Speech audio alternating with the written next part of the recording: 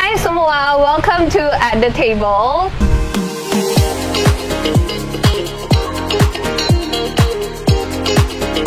Hari ini kita kedatangan seorang tamu yang spesial, yaitu seorang wanita hebat dan influential di Kota Medan, Ibu Janli. Selamat siang Nivia. Selamat siang Ibu Janli. Terima kasih atas waktunya. Hari ini kita akan ngobrol ya. Kita akan belajar dari Ibu Janli karena Ibu Janli adalah satu-satunya ketua wanita di Indonesia untuk Perhimpunan Indonesia Tionghoa. Kita pengen tahu lebih banyak pengalaman Ibu Janli dalam berorganisasi, terutama dari perspektif seorang wanita. Di sini kita juga udah mempersiapkan salah satu menu baru juga di The Living Room, yaitu burger. Kita bisa assemble burger sesuai dengan yang Ibu suka. Ada beef di sini, ada onion ring dan cheese sauce. Cerita dong Bu, pengalaman Ibu dengan memasak. Memasak sebenarnya ya dari kecil itu sampai remaja pun saya jarang memasak. Ya di masa pandemi mungkin karena waktu juga banyak di rumah, jadi saya mulailah belajar memasak. Dan kalau memasak itu perlu persiapan bahan ya. Persiapan bahannya saya cari, dapatlah Homemade Indonesia ini. Dan di sana ada kumpulan pasar-pasar ya. Jadi saya bisa belanja di sana untuk raw materialnya. Makasih. Jadi carinya itu ketemunya di Instagram ya Bu? Iya. Jadi setelah itu saya jadinya gampang ya untuk belanja ini, nggak usah harus ke pasar kan. Jadi ada bahannya, saya belajarlah masak. Jadi pertama yang Ibu masak apa? Mungkin yang simple-simple aja, banyak yang saya dapat dari YouTube. Kemudian dari Homemade Indonesia sendiri juga ada resep-resep masaknya ya. Senang deh udah bisa bermanfaat buat Ibu. Tapi saya seneng masak malah yang kayaknya susah ya, saya masak back ribs. Oh wow, apa kata Bapak di rumah? Justru kata Bapak, kata anak-anak enak, makanya saya merasa saya pinter. Biasanya keluarga kalau udah oke pasti enak. Iya. Keluarga kita itu titik nomor 1. Iya betul.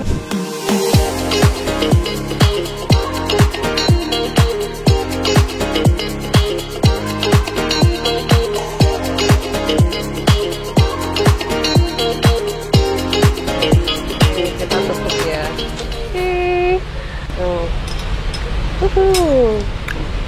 Yes. Yeay.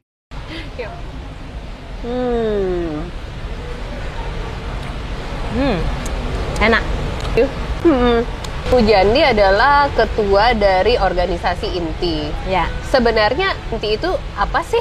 Dan apakah ada menawarkan program seperti itu kepada warga Sumut? Ya. Kalau ini bakal panjang nih Via. Perhimpunan INTI adalah Perhimpunan Indonesia Tionghoa. Adalah suatu organisasi yang bersifat kebangsaan. Tidak terikat pada salah satu partai politik dan juga terbuka untuk warga negara Indonesia yang mengakui ADART dan tujuan dari INTI itu sendiri. Perhimpunan INTI dalam kegiatannya adalah berperan aktif dalam dinamika proses pembangunan bangsa. Kita bergerak dalam banyak bidang ya.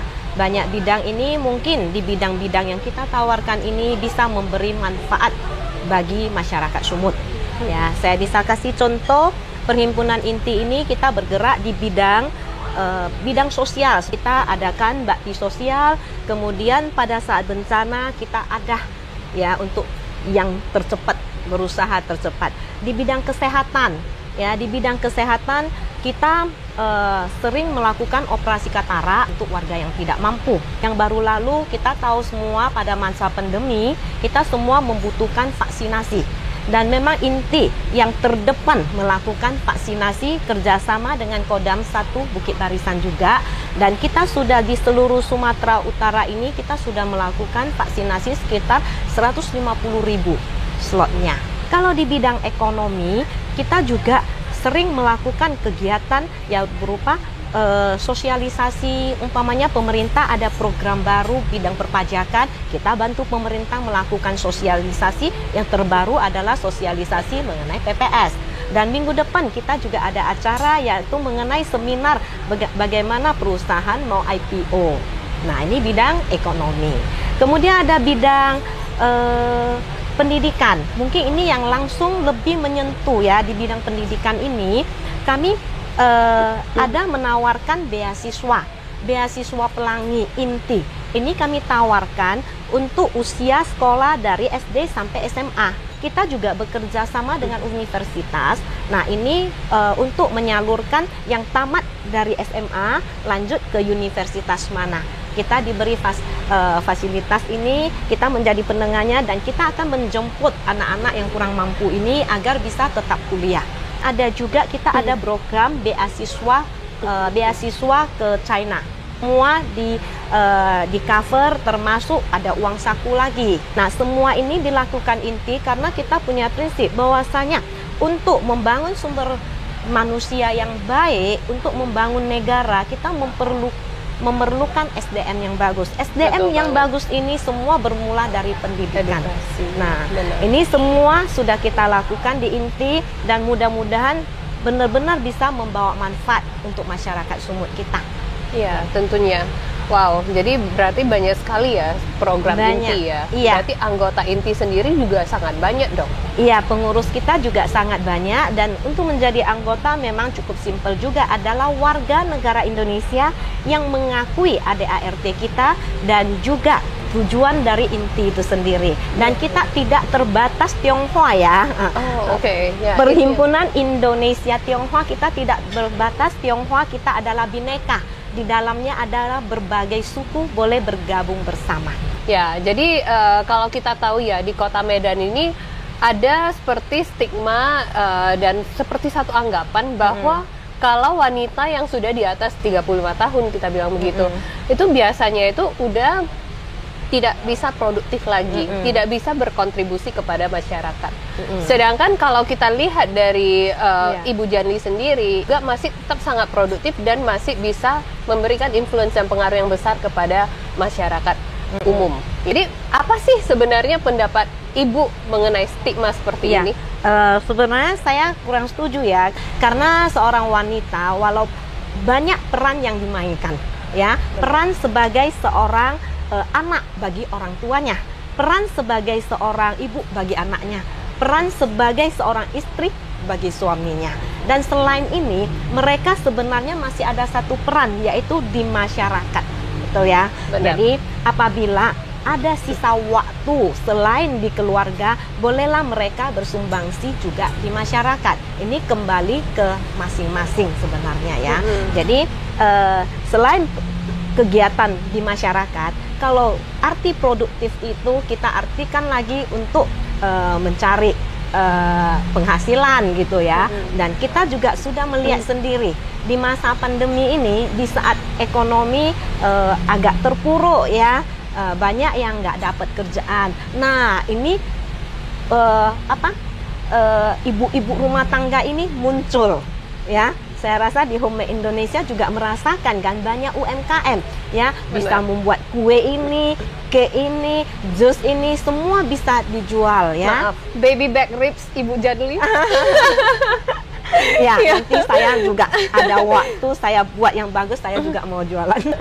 Jadi artinya semua orang punya potensi, baik di bidang dia bisa menambah penghasilan dengan menjual hasil kerjanya. Di satu sisi di waktu luangnya dia ingin mengabdikan dirinya untuk berbuat lebih banyak untuk orang banyak, juga ada tempatnya di organisasi. Saya rasa ini kembali ke masing-masing, dan tentu kita mengajak ya para wanita yang memang ada di rumah, ibu rumah tangga, tidak ada arti tidak ada bahasa bahwasanya saya tidak bisa. Semua orang bisa, dan kita bisa belajar. Ya, yang tidak bisa pun kita bisa belajar. Kita kembali lagi untuk merelate pernyataan Ibu Janli sebelumnya dengan audiens yang di rumah. Mungkin di antara audiens ini ada yang merupakan ibu rumah tangga nih, lagi mendengarkan Ibu. Apa sih langkah pertama yang bisa diambil seorang ibu rumah tangga di rumah untuk merasa produktif atau merasa berkontribusi kehidupannya hari ini? Jadi untuk yang mencari tambahan penghasilan, tentu dia bisa belajar ya. Sekarang untuk belajar itu banyak tempat untuk belajar. Dia bisa belajar membuat kue, atau bisa belajar apa saja setelah belajar dia praktekkan, tentu dia punya usaha sendiri ya.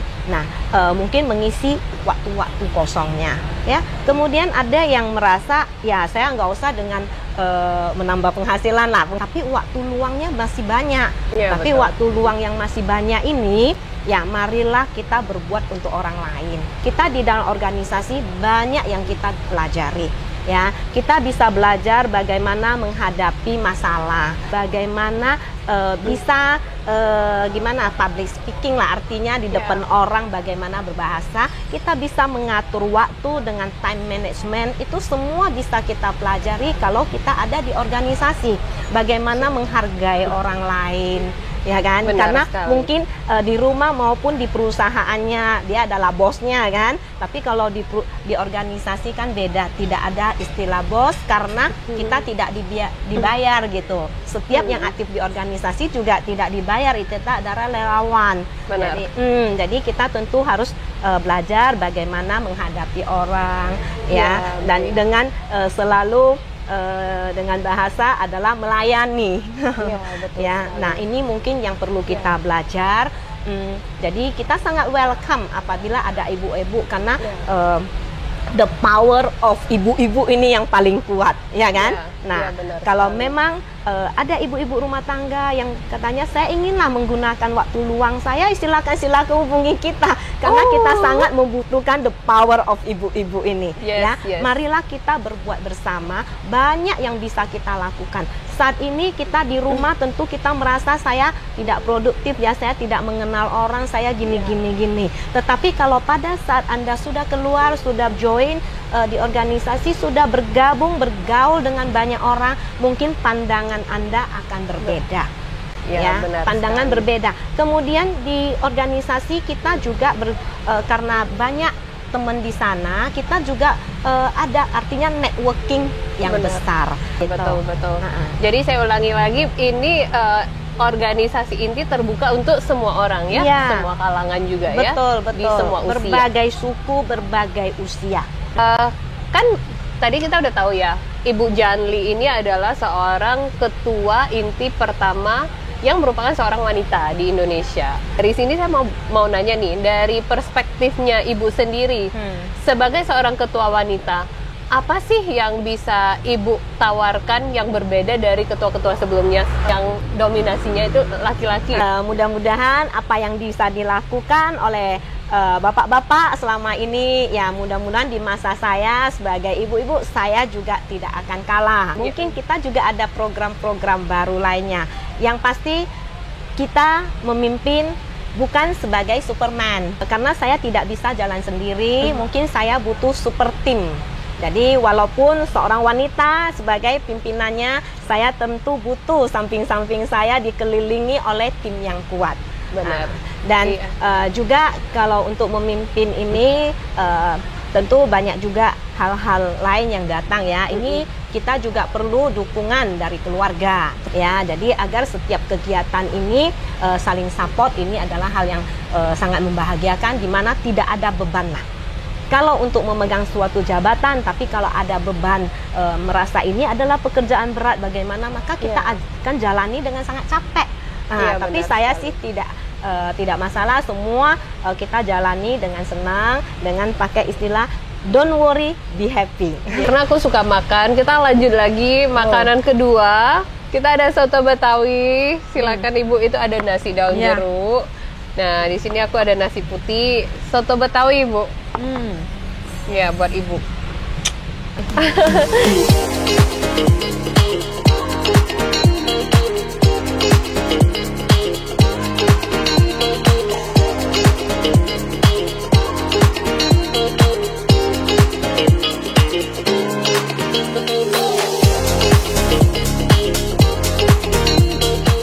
Nah, mulai kenyang belum, Bu? Oh, udah. Kita harus sambung lagi nih ngobrolnya. Ya. Exercise mulut. Cocok. Moga-moga kalorinya terbuang. Ibu Janli ini ikut berorganisasi udah sejak dari Ibu Janli muda ya? Iya. Iya, udah. Sekarang masih muda, Bu. Sorry ya, dibuang aja. Maaf banget.